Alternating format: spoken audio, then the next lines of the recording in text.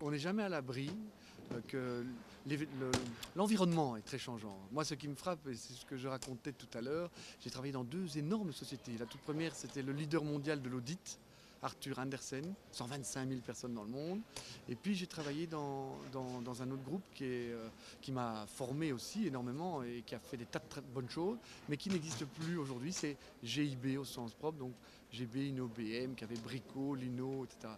Et ce que je disais, c'est que peut-être, oui, il faut rester vigilant pour que les entreprises continuent à être durables et doivent être innovantes. Oui. Il y a de la place pour beaucoup de monde d'abord. Je ne dirais pas que ce n'est pas une lutte à mort. Je pense que, en tout cas, par exemple, dans le métier où on est, la restauration, c'est un marché qui est formidable parce que c'est un acte d'achat. Enfin, on mange plusieurs fois par jour, même si c'est un peu plus déstructuré.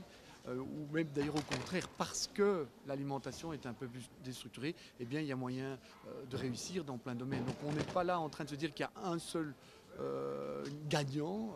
Au contraire, on a envie d'ailleurs le choix du consommateur. De temps en temps, il veut manger de cette façon-là, de cette façon-là. Et on est ravis de constater que le marché, d'ailleurs en général, va vers plus de qualité. Et nous sommes peut-être vus et on est probablement en vrai les leaders de cette démarche vers la simplicité pour tous les jours, mais de qualité. Mais je pense que c'est un phénomène qui va s'accentuer. C'est une, comme on dit, c'est pas une vague. On ne surfe pas sur une vague. On est sur une tendance de fond.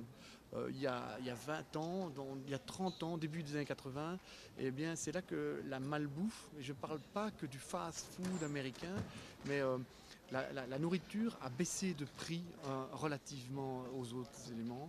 Il y a eu l'industrialisation alimentaire. Eh bien, je crois que depuis 10 ans, malgré le fait qu'il y ait des crises diverses et variées, eh bien, au niveau de l'alimentation, les gens sont prêts à se payer entre guillemets de la qualité. Et ça, c'est une vague de fond. Ils sont prêts aussi d'ailleurs maintenant à ce que les entreprises s'intéressent par exemple à l'environnement, donc à une qualité plus globale. Et c'est tant mieux parce que ça va créer des nouveaux emplois, ça va créer des nouvelles entreprises. Et on essaie évidemment, nous, Exquis, de s'intégrer dans ce mouvement.